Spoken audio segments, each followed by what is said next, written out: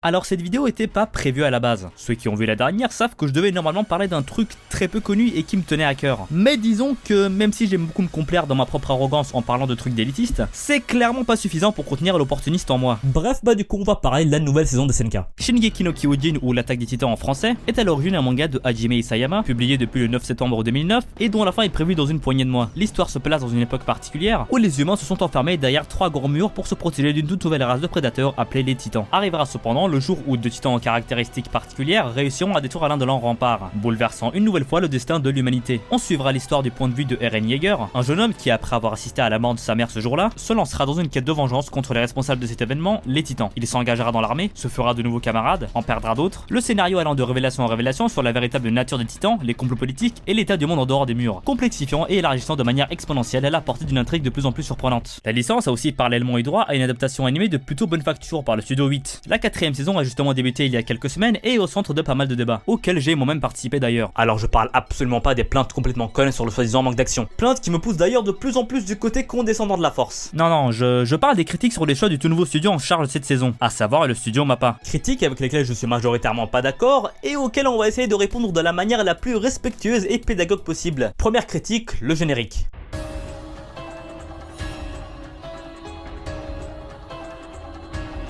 C'est le générique le plus ambitieux de toute la série, et sans la moindre contestation possible à mon sens. C'est un peu arrogant dit comme ça, mais bref. Alors je vais pas m'amuser à analyser tous les symboles qu'on peut trouver dedans, que ce soit vis-à-vis de l'intrigue principale ou des thématiques abordées, parce qu'un youtubeur que j'apprécie beaucoup y a dédié une vidéo entière, et que je me sentirais malade de lui voler ses mots. Le lien devrait s'afficher en haut à droite et sera aussi dans la description. Non, là j'ai juste envie de placer 2 mots sur ce genre de critique de manière globale, et ça s'appliquera à tout le reste de la vidéo. Je suis sincèrement saoulé de ce genre de rejet systématique de la nouveauté qu'ont beaucoup trop de personnes. Ouvrez-vous bordel. Alors je remets pas en cause le fait de pas apprécier une proposition artistique. Ce qui m'énerve, c'est que souvent aucun effort n'est fait pour en saisir les tenants et les aboutissants. Si vous vouliez un 150e remaster du premier opening de la série, alors que ce serait complètement hors sujet vu le ton de la saison, ok, c'est cool pour vous. Mais faut vraiment le faire pour cracher sur cette prise de risque de la part du studio, qui aurait pu justement se contenter d'un truc bien plus basique. C'est à cause de cette vision étriquée des choses qu'un truc comme Akuno Hana, qui est au passage l'un des plus bels animés de la décennie, aura sûrement jamais de saison 2. Perso, j'ai ressenti un vrai malaise à mon premier visionnage. Et je dis ça dans le bon sens. Ce ton musical grandiose mais anti-épique, mêlé avec ses visuels tantôt cryptiques et symboliques, tantôt terriblement cru et direct, je m'attendais vraiment pas à un changement aussi radical pour une série aussi populaire. Et c'est pour le mieux. Et justement, en parlant de choix osés, on va enchaîner avec l'aspect visuel de la série. Cette saison est largement meilleure que la précédente en termes de mise en scène. Alors avant qu'on me saute à la gorge, non, 2-3 passages stylés 2 minutes 30 animés par Arifumi Imai,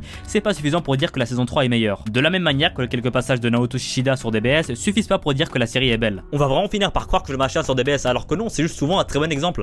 Du coup, pour revenir à cette histoire de mise en scène, premièrement, est-ce que la saison 3 avait fait un tel travail sur l'ambiance visuelle? Ces couleurs beaucoup plus claires mêlées avec cette gestion magnifique de la lumière et des ombres qui transmettent à la perfection le ton mi-sombre mi-chaleureux de ses premiers épisodes. Ensuite, est-ce que la saison 3 avait eu les couilles d'utiliser un outil comme la rotoscopie juste pour ajouter du dynamisme alors qu'ils auraient pu largement se contenter de plans fixes basiques? Et est-ce que la saison 3 avait des passages de tranches de vie aussi cinématographiques que ce court passage dans l'épisode 2? Et puis surtout, est-ce que la saison 3 avait des combats de titans aussi réussis? Alors je vais pas être de mauvaise foi. Oui, moi aussi j'ai une grosse préférence pour la 2D dans l'animation japonaise. Et l'excuse du il y avait déjà de la 3D dans les précédentes saisons est pas honnête. C'était clairement pas à la même échelle. Oui, ça aurait été mieux si on avait eu droit à une 2D aussi sublime que dans les 2 premières saisons. Mais les gars, je sais pas si vous vous rendez compte que la saison 2 c'était 4 ans de production pour 12 épisodes. C'était juste impossible de maintenir ce rythme sur des dizaines d'épisodes de plus. Donc fallait faire des compromis pour avoir une adaptation complète, à savoir des délais plus courts pour les saisons 3 et 4. Et pour l'instant, la saison 4 s'en sort bien mieux avec ses contraintes. Surtout que des contraintes, elle en a encore plus. Les images parlant mieux que les mots, voici quelques passages du combat d'introduction de la saison 4.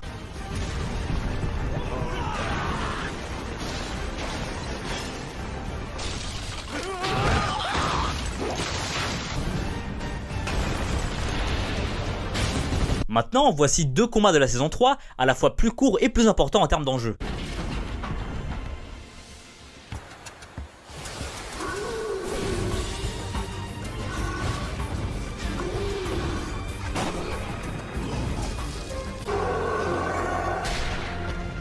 Si vous passez outre le décalage créé par la 3D, auquel faudra simplement s'habituer, niveau dynamisme, netteté dans l'action et fluidité de mouvement, l'écart est assez évident je pense. Après oui, il faut encore voir ce que ça donnera dans les gros 1v1 Garde du Nord, parce que c'est clairement pas la même chose. Mais bon, pour l'instant ils ont fait le bon choix.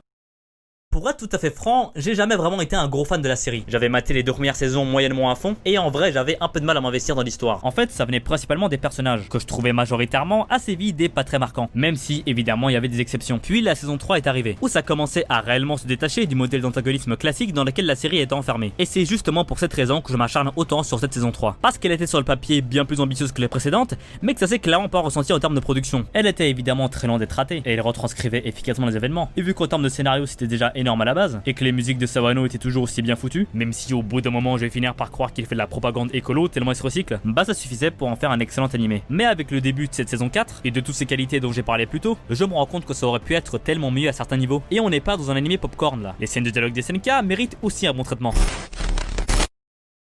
Shingeki no Kyojin, c'est une œuvre qui aujourd'hui me rend particulièrement euphorique quand je vois le chemin qu'elle prend en vue de ce début de saison et des quelques spoils du manga que j'ai pu apercevoir. En soi, des histoires avec des partis pris aussi radicales, on en a depuis très longtemps. La prochaine vidéo parlera justement de l'une d'entre elles. Mais c'est sans doute la première, du moins dans le monde de l'animation japonaise et du manga, à atteindre un succès aussi phénoménal en dépit de ses choix ultra casse-gueule commercialement parlant, surtout à partir de la saison 3. Et ça, c'est moins de cette idée toute bête d'Isayama de commencer par une intrigue assez simple et concentrée sur le spectaculaire pour progressivement gagner en profondeur, le tout en restant un minimum homogène. Des œuvres de ce style, ça court par les rues. Certains me parleront d'Hunter x Hunter, et c'est pas tout à fait faux, mais faut avouer que, sans dire que c'est moins bon, ça se fond quand même bien mieux dans la masse que SNK. C'est pour ça que, même s'il m'énerve un peu, je comprends totalement les fanatiques extrémistes de la licence. Parce que pour la majorité d'entre eux, c'est la première fois qu'ils tombent sur un truc aussi jusqu'au boutiste dans sa démarche. Bon, ça fait un peu condescendant dit comme ça, mais vous avez compris où est-ce que je voulais en venir. Et c'est justement parce que cette série me rend euphorique comme ça, que je pense que cette partie finale de SNK mérite un visuel plus travaillé que des plans fixes simples. Et ce visuel différent, un réalisateur comme Yuichiro Hayashi, qui a travaillé sur des trucs aussi chelous que Mutafukaz, Redline ou Dorohedoro, peut nous l'offrir. Et on l'a d'ailleurs déjà remarqué. Oui, cette saison 4 est loin d'être parfaite. C'est sans doute la moins homogène de la série, et elle a par moments des ratés assez flagrants, mais elle a un avantage sur la saison précédente. C'est qu'elle ne se limite pas à transposer le manga et à le sublimer dans ses grands moments. Elle tente de le sublimer constamment. Parfois de manière un peu maladroite, je veux pas dire le contraire. Tu peux avoir le meilleur des réalisateurs possible, avec des délais aussi catastrophiques, tu pourras pas faire un truc parfait. Mais en tout cas, on peut pas dire que le staff se déchire pas. Et en voyant le chemin que le scénario prend, où l'homérisme habituel semble laisser place à un truc bien plus nihiliste, ce changement de staff est peut-être au final la meilleure chose qui pouvait arriver. Après, faut prendre du recul, c'est que le début. D'ailleurs, l'épisode 5, qui n'est pas encore sorti au moment où je tourne, sera sûrement décisif sur la qualité de cette adaptation. Et gérer un bordel pareil, c'est pas pareil que pour des dialogues. Mais perso, je leur fais confiance. Beaucoup de lecteurs disaient que le manga en devenait un autre à partir de ce moment. Donc autant que l'anime en devienne un autre aussi, vous croyez pas? En tout cas, quels que soient les couacs qui arriveront, j'ai vraiment hâte de voir comment se terminera cette histoire. Bon, du coup, l'épisode est sorti pendant le montage, je l'ai maté, et là je vais m'adresser directement au studio Mappa. Vous êtes des gros cons. Vous êtes stupides. Comment vous avez pu croire pendant une seule seconde que la majorité des fans d'anime étaient suffisamment ouverts pour apprécier un truc différent? Vous vous êtes dit qu'ils allaient apprécier vos modèles 3D? Ou que même dans le cas où ils n'aiment pas, ils seraient capables de voir l'excellent travail fait sur le jeu de lumière, les transitions 2D 3D, les mouvements de caméra ou encore la sensation de violence dans les coups? Mais non, ils s'en battent les steaks. Il y en a même qui vous ont sorti que les points forts de l'épisode c'était les phases de dialogue, alors qu'on aurait dit que les persos avaient un bâton dans le cul tellement c'était statique. Ils veulent absolument de la 2D aussi éclatée soit-elle. Je comprends même pas pourquoi vous vous êtes fait chier. Fallait juste copier les cases du manga et les colorier. Je vous assure qu'ils auraient beaucoup moins gueulé. Et en prime, ça vous aurait évité de réduire vos animateurs en esclavage. Enfin, je veux dire encore plus que d'habitude. Bref, c'est bon, je suis fatigué, vous m'avez saoulé. La prochaine vidéo sera normalement sur Space Runway Eden. Et moi, je vous dis salut et à la prochaine. Ah oui, et pour ceux qui vont me traiter de connard arrogant, je suis ouvert à la discussion, respectueuse bien sûr. Ou sinon, bah, je vous propose d'aller vous faire enculer.